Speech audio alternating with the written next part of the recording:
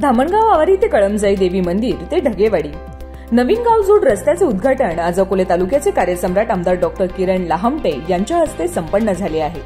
गेल्या 10 वर्षापासून ढगेवाडीचे ग्रामस्थ या नवीन जोड रस्त्यासाठी लढा देत होते। अखेर त्यांना यश प्राप्त झाल्याने आनंद व्यक्त केला जात आहे। या नवीन मार्गामुळे पांगरी, मोग्रस, पिंपळगाव खांड हे गावे तालुक्याच्या जवळ येणार आहेत। तसेच अकोले, धामणगाव, धुमाळवाडी, पानसरवाडी, नवलेवाडी या गावांना देखील या मार्गाचा फायदा होणार आहे। या ठिकाणी उपस्थित झालो। रस्त्याच्या कामासाठी जी धडपड केली ते आमचे दगडूशेठ आळकुंडे आणि ढगेवाडीचे या परिसरातले सर्वच कार्यकर्ते त्या रस्त्यासाठी, परंतु मी सुद्धा अनेक वेळा रस्त्याच्या खटपटीमध्ये किंवा त्यांच्यामध्ये सहभागी राहिलो।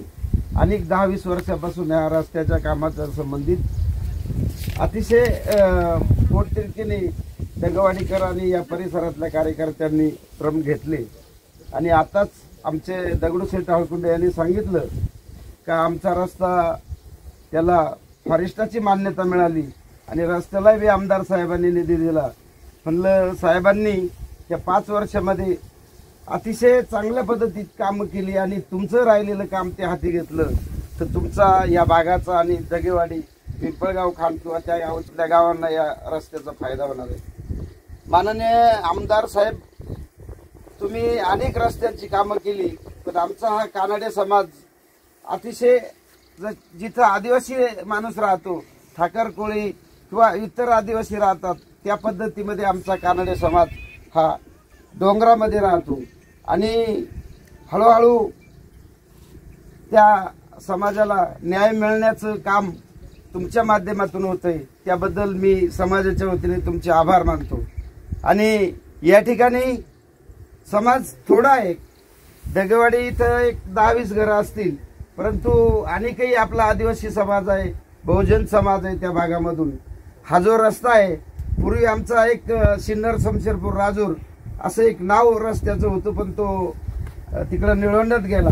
तसं आता मुथळणे, गर्दनी, अकोला, कारखाना, ढगेवाडी, पिंपळगाव खांड किंवा पुढे कोतुळ, ब्राह्मणवाडा असंच तो याला जोडेल आणि तो जोडण्यासाठी प्रयत्न करावा। साहेबांनी पुन्हा एकदा या ठिकाणी तुम्ही या ढगेवाडी आणि या परिसराला न्याय दिला, त्याबद्दल आमदार साहेबांचे मी या ठिकाणी आभार मानतो आणि माझे 2 शब्द संपवतो।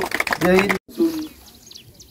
धामणगाव मार्गे ढगेवाडीकडे जाणाऱ्या गेल्या अनेक वर्षापासूनच्या दुर्लक्षित अशा प्रश्नाला आज खऱ्या अर्थानं या ठिकाणी न्याय मिळतोय।